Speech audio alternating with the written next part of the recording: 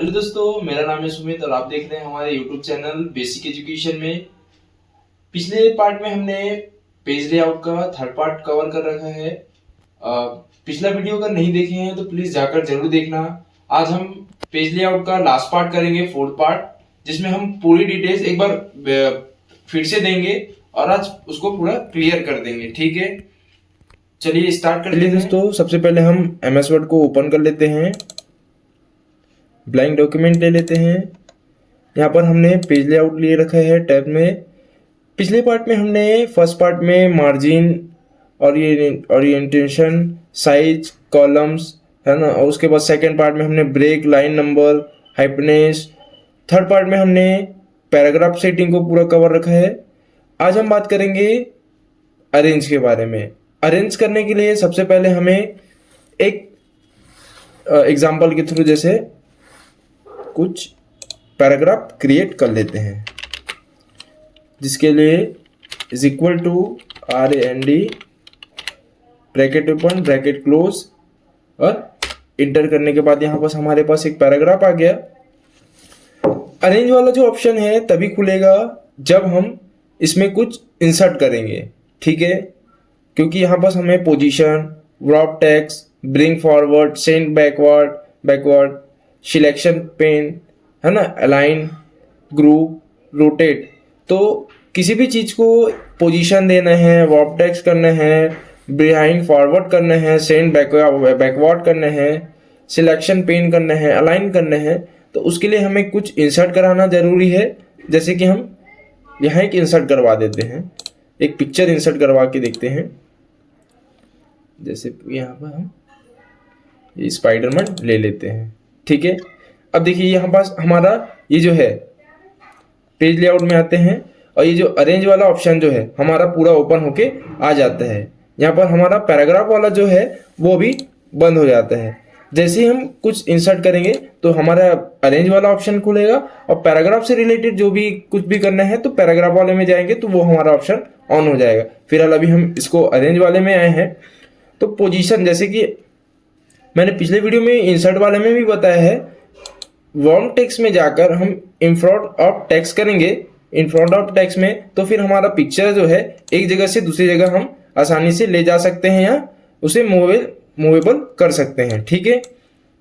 तो ये यहाँ पर हमारा जो वार्म टेक्स्ट का मेन जो काम है यहाँ पर वो हमारा हो जाता है। और यहाँ पर हमारा जो in line with text, square, tight, frock, top and bottom, जो ये है वो हमारा पैराग्राफ को एक पिक्चर को कैसे पोजीशन देना है उस टाइप में होता है एक पैराग्राफ के रिलेटेड में।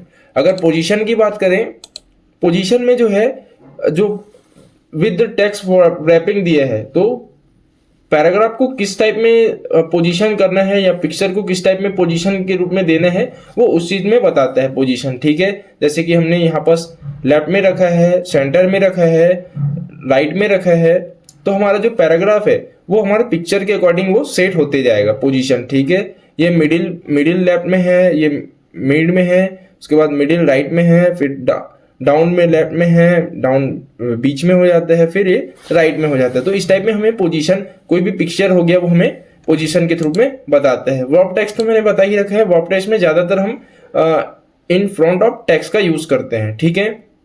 बाकी जो है वो हमारे पैराग्राफ में जो जिस टाइप में भी हमें अगर रखना है हमारे जो पैराग्राफ को, वो उस टाइप में वो अरेंज हो जाते हैं, ठीक है।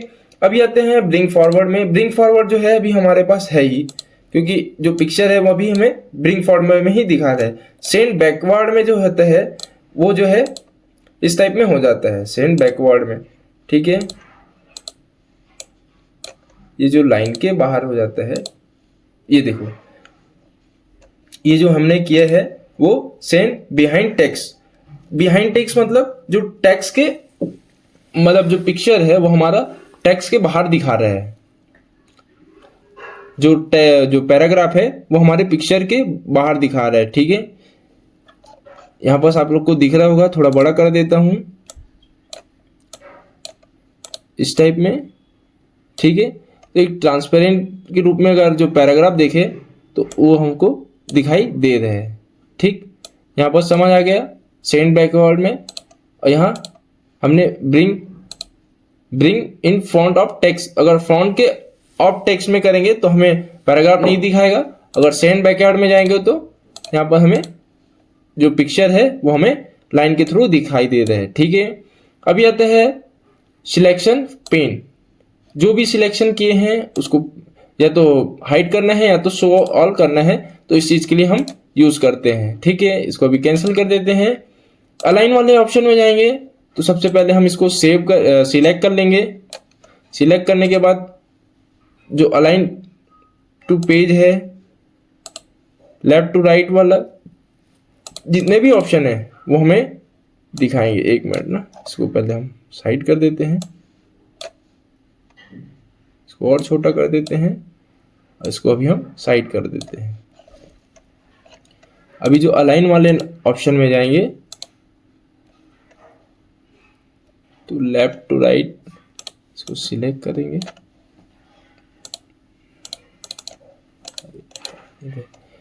अलाइन वाला जो है वो लेफ्ट टू राइट हमारे जो पैराग्राफ है उनको अलाइनमेंट करने का एक ऑप्शन देता है, जैसे कि हमने यहाँ पर हमने देखा है जो पैराग्राफ अलाइनमेंट है इस टाइप में। ठीक है, अब ये वाला ऑप्शन अभी शो नहीं हो रहा है पेज लेआउट में।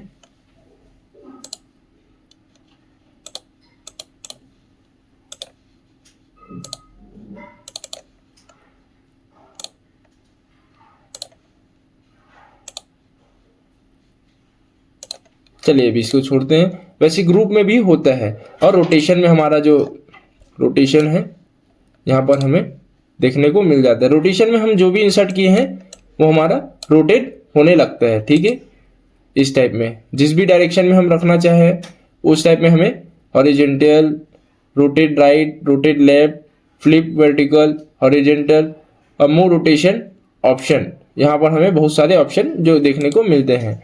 ठीक है, तो इस टाइप में हमारा जो पेज लेआउट का जो लास्ट पार्ट है वो खत्म होता है। अगले पार्ट में हम रेफरेंस को देखेंगे। ठीक है, आज के लिए इतना ही। Thank you for watching our video. इसी प्रकार की वीडियो देखने के लिए हमारे वीडियो को लाइक, चैनल को सब्सक्राइब और शेयर जरूर करें और कमेंट जरूर करें, ताकि हमें एक मोटिवेशन मिलता है। Thank you.